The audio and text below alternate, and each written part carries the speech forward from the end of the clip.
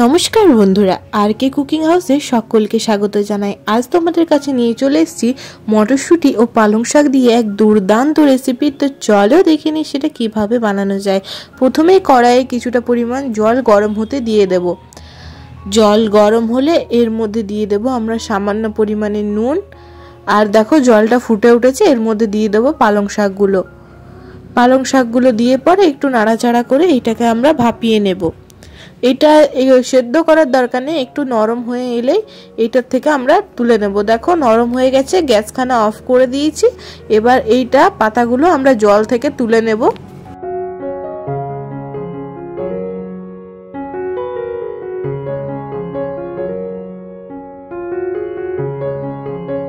দেখো জল থেকে তুলে এটাকে ছেঁকে নিয়েছি এবং খুব ভালোভাবে এটাকে ঠান্ডা করে নেব। ঠান্ডা হয়ে যাওয়ার পর এটাকে মিক্সার গ্রাইন্ডারে লঙ্কা, এই পালং শাক আর বেশ কিছু রসুনের সাথে বেটে নেব।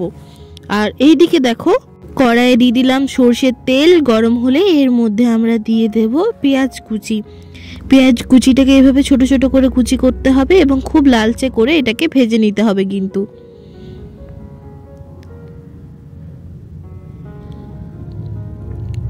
দেখো এটা বেশ এরকম মচমচে করে ভালোভাবে ভাজা হয়ে যাওয়ার পর এর মধ্যে দিয়ে দেবো বেশ খানিকটা রসুন কুচি। রসুনের স্মেল কিন্তু যে কোনো বাটা, ভর্তা এই সমস্ত জিনিসে ভীষণ ভালো লাগে। আর আজ যে রেসিপিটা বানাচ্ছি সেটা হচ্ছে মটর পালক, যেটা খেতে তো দুর্দান্ত লাগে। রুটির সাথে তো ভালো লাগে, আর ভাতের সাথে একবার খেয়ে দেখো অসম্ভব ভালো লাগবে। দুটো জিনিস খুব ভালোভাবে ভাজা হয়ে যাওয়ার পর এক বাটির মতো পরিমাণ আমি কড়াইশুঁটি দিয়ে দিলাম এর মধ্যে।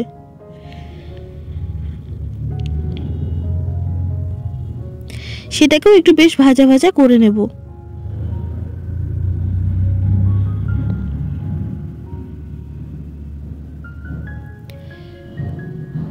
তারপরে এর মধ্যে আমরা দিয়ে দেব জিরে, আদা ও লঙ্কার একটা পেস্ট, যেটা আমার অল টাইম রেডি করাই থাকে, তোমরাও দেখেছো। এরপরে দিয়ে দেবো আমরা হলুদ গুঁড়ো, দিয়ে ভালোভাবে মশলাগুলো কষিয়ে নেব যাতে কোনো রকম কাঁচা গন্ধ কিন্তু না থাকে। আমার ভিডিও ভালো লেগে থাকলে চ্যানেলটাকে সাবস্ক্রাইব করতে ভুলবে না, বন্ধুদের সাথে শেয়ার করতে ভুলবে না। আর হ্যাঁ, ভিডিওটাতে কমেন্ট করে জানিও এই রেসিপিগুলো তোমাদের কেমন লাগছে।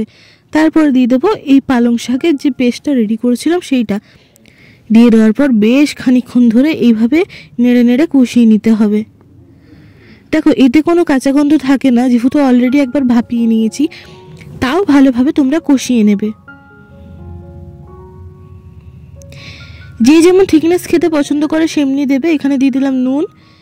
দেখো আমি একটু খুব বেশি গ্রেভিটা পছন্দ করি না, একটু শুকনো শুকনো, তাই আমি শুকনো শুকনো বানাচ্ছি। অনেকে এই রকম গ্রেভিও রাখে। তো দেখো বেশ ভালোভাবে কষিয়ে নিলাম। প্রায় তৈরি হয়েই গেছে আমাদের এই মটর পালক। খেতে দুর্দান্ত হয়। তোমরা নিশ্চয়ই একবার ট্রাই করো আর কমেন্টে ঝটপট জানাও কেমন লাগলো এই রেসিপি। আর হ্যাঁ, আমি শর্টস ভিডিও আপলোড করে থাকি, তোমরা চাইলে আমার চ্যানেলে দেখতে পারো। আশা করছি ভালো লাগবে তোমাদের। দেখো তৈরি হয়ে গেল আমাদের আজকের রেসিপি। দেখা হচ্ছে নেক্সট রেসিপিতে।